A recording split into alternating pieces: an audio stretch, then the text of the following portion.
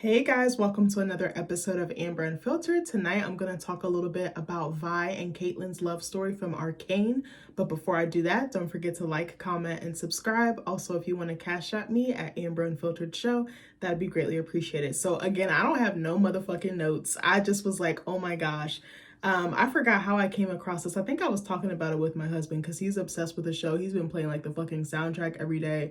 I told you on another video, we went to Red Lobster for dinner, and sidebar, let me back up. I remember my dad was like, Red Lobster is trash, it's this, that, and the third. And like, we only went a couple of times growing up. But then when I became an adult, I was like, this shit kind of hard. I was like, it's not that bad. But anyway, so we was talking about this and I was just like, maybe I'll do a video on it. Cause I watched the one I did on Jinx and Echo. And I was like, I actually really like talking about that. I was like, maybe again, I'm not doing a full out review, but I was like certain things that I really liked and picked up on. I was like, But I wanted to talk about Vi and Caitlyn because their love story was so interesting. It was like a boiling pot or like a pressure cooker. It was just like building and building. And I was just like, Violet was so fucking stubborn. Caitlyn probably loved her from the moment she laid eyes on her.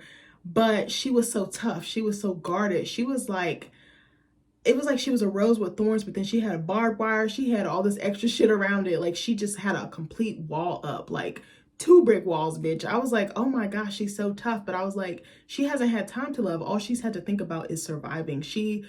I think in a sense of she's protecting her family. She's fighting, she's killing, she's doing all these things. And then love does not, I don't want to say love doesn't come to her naturally. It's probably a second instinct or a third instinct for her. I think protecting is her first instinct. Protecting is her love language. I just really thought about this. And then Caitlyn she's much more softer. She's more practical or pragmatic. Like, I was so blown in the first season when, what was that scene? Where they was like standing in the rain and then Vi left her. I forgot what happened leading up to that. Forgive me. That was in season 1. But I was like, they should have kissed. Like, why didn't Vi go back and just let her guard down? Why didn't she be vulnerable? Why didn't she just tell her how she really felt? She just, it is what it is, cupcake. And it's like, no, y'all are meant to be together. And it was interesting because every time they would be pulled apart, I was like, something's going to bring them back together. And I think it was definitely fate. I think it was definitely destiny. I do believe in divine timing. Not to get all whatever, like preachy or whatever. But Caitlyn was so interesting because remember she moved on to Maddie, who's a fucking trading ass bitch. But remember she moved on to Maddie and then Maddie fucking betrayed her. But when they finally kissed and they had that intimate scene in the jail cell after Jinx tricked her and locked locked Vi in that jail cell. I was like, fucking finally. My husband was dying laughing because he was like, oh my God. He was like, you've been waiting for this. I was like, I've been waiting for them to express how they love each other, how much they need each other, how much they do care for each other. I wonder if Vi has ever had a love interest before Caitlyn though. Drop it down in the comments if you know that. I don't know like the lore or anything like about the game. My husband is the one that actually put me onto the show. I was like, what the fuck is this? Because he asked to watch it. One thing about him, he be cracking me up because he'll beg and beg and beg me to watch the show. And I'm so mean. I'd be like, no. Like Shannon Sharp, like no, you know what I mean? Like, I'd be like that. I'd be so mean. And this man be on my ass like one rice. He'd be like, can we watch it? Can we watch it? Can we watch it? Hey, babe, chicken nugget. Can we watch it? Hey, babe, you want something to drink? Can we watch it? Like, he does not play. Remember, not the penguins of Madagascar. Was it the penguins of Madagascar? I forget what I was finna say. But anyway, he'd be popping up like a prairie dog. Like, can we watch it? Can we watch it? Can we watch it? And I'm like, God damn it, yes. Finally, we can watch it. Like, honestly, he was on my ass with the penguin, too. Because at first, I did not want to watch the penguin. That show is so hard. If you have not seen it, give it a chance. It is the best show that has come out this year, period. It's on HBO. I know this is about Arcane, but so he was like busting my chops about watching the show, and then I ended up loving it. Because again, if the story is good enough, I'll give it a chance, even if it's not my normal go-to like genre or medium. But bitch, I don't know. I was just, the way that the story was slowly built, and I love the fact that they had an emotional connection before anything. And it was interesting how they became paired with one another. Like, it was just like circumstance or happenstance.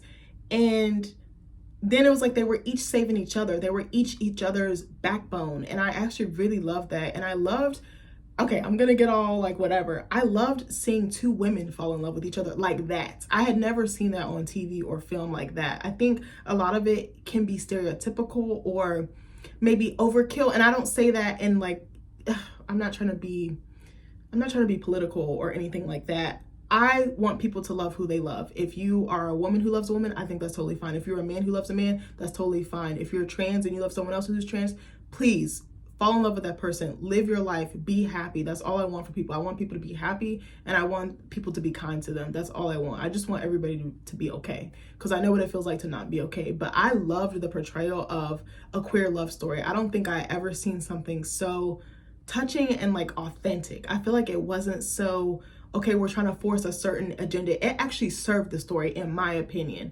And again, please don't eat me up for saying, you know, the earlier comments or phrases, but that's just my honest opinion. I feel like when I see queer love stories, they're not portrayed with nuance like this. And that's something I really love between them too. I also love that they had a friendship, and that they were, even though they were angry with each other, they always came back to each other. And I think Violet became so much softer this season, and I loved that for her. I think she needed to. That toughness was wearing her ass out. It was like wear and tear on her spirit. Like, she was just tired. Like, who wants to fight all the time? Every time I turn around, she Incredible Hulk super smashing bitches. But I was like, sometimes bitches just need to be popped. But anyway, like, I don't know, I love their love story. It was just so sweet. And I also feel like Caitlyn did not have that much of a connection with Maddie. It was like purely physical and like, oh, I'm just bouncing ideas off of you. But her and Violet, they talk shit to each other. They had each other's backs. They was killing bitches. They was fucking bitches up together, side by side. Like, even in some of the final episodes, just them fighting. Like, I don't know, but I don't know. I don't know who wrote their love story. I don't know how it was curated, but bravo, job well done. Like, if you're going to tell a queer love story, take notes from this. I definitely feel like, you know, any creatives, anybody in that TV or film space, and I'm nobody to fucking tell anybody what to do, but I think that was a beautiful way of it being done. I also like the tension, again, like the tension building up. Like, it wasn't just an instant thing where they just instantly were like, okay, rip my clothes off. Like, it was very slow. It was very subtle. You knew that it was there. They knew that it was there. And every time they would try in the beginning, it was like, we're so close. And then boom, like something would pull them apart. And I think it was very interesting that their values changed. Because remember how fucking tough Violet was, and how she's like, family to the day I die. Like, you ain't coming for my sister. You come for my sister. I'm coming for you. And she was willing to get in trouble and put her neck on the line for her sister. I think a lot of that stemmed from guilt of leaving her behind. But if she went to go get Jinx, she probably would have been shot or killed on sight. So I kind of understand that. But then it was like Caitlyn was so tough. She wanted all the smoke with Jinx. She, you know, Jinx in her eyes took someone that she really cared about, and her mom were just getting on good terms. So that was an interesting dynamic. But I really love them two together. Again, like I said about Jinx and Echo, I would love to see a show about Caitlyn and Vi. I think it would be really interesting just seeing them going on different adventures and, you know, finding their happy place and finding their happy ending, you know, if that's possible for them. I think what I struggled with Arcane was I wanted more development from some of the love stories, because they were actually very beautifully told. Again, like Jinx and Echo, Caitlyn and Vi. What the fuck happened with Jason and Mel? I was like, it was like there and then boom. And I know that Mel was kind of like using him like as a pawn in the beginning, but then it kind of just fucking went left. And I was like, okay. And then I was like, she came into her power, and then Jason was like, yeah, I'm evil now. But not really, not evil, but he was off. Like, I don't want to say he was corrupted. What would be the correct word to describe him? I felt like he was downtrodden. He wasn't as excited, but because I guess he saw how much gloom and doom or destruction or chaos that his inventions or his technology brought. So that was interesting, because was she forcing him to do Hex Tech? Was she forcing him to share? No, he wanted to share it, and she was kind of like on the fence, and then it was like, okay, I'll do it, I'll oblige. But I don't know, I just loved their story.